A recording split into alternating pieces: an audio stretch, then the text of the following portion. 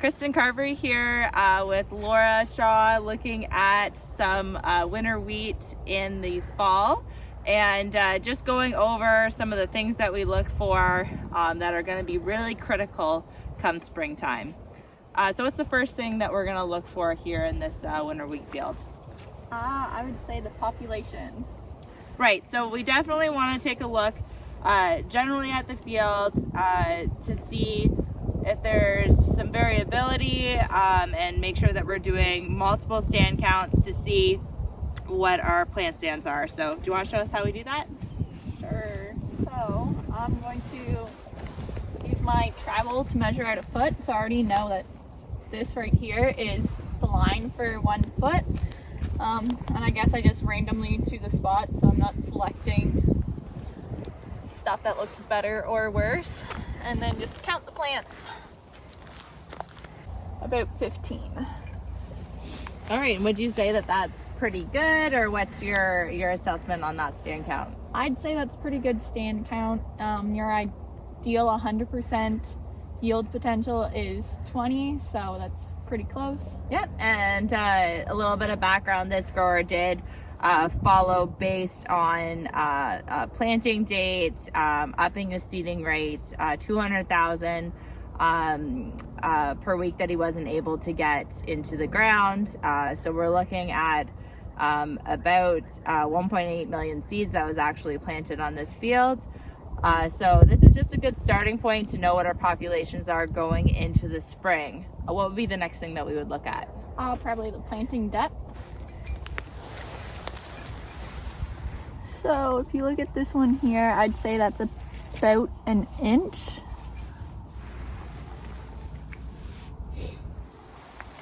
Awesome. Do you want to talk to us about the ideal seeding depth and why that's important? Okay, so the ideal seeding depth would be right around that inch there. It is important just because you want it deep enough that when the frost enters the ground in the winter, it doesn't heave the plant out and it stays stable. You also don't want it too deep because you don't want your plant using too much energy coming up, and you want it to be nicely established and have time to establish before the cold weather really hits. Yeah, awesome. So obviously with the drill, we're not going to hit that inch and a half is going to be that range that we would like to see. So definitely taking multiple depths as well when we're doing our counts is super important. But yeah, you're absolutely right.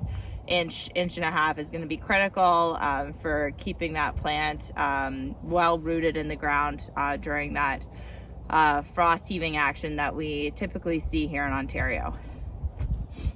What else would we be looking at when we're walking these fields in the fall would also be with some earlier planting dates with some awesome harvest conditions.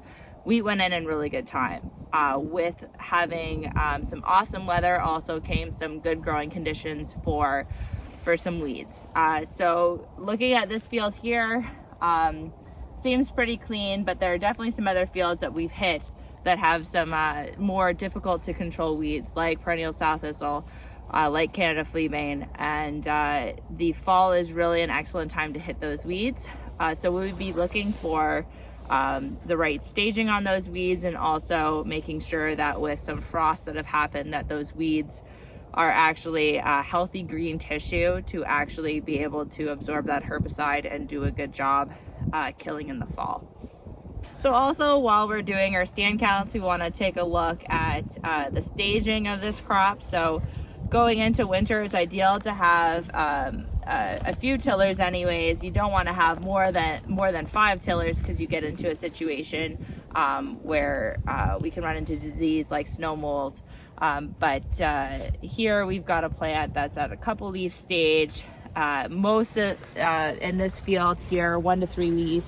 And lots of time here to potentially have some tillers before we reach the winter. So this crop is off to a great start, and we're just going to continue looking at some wheat fields. Thanks for tuning in.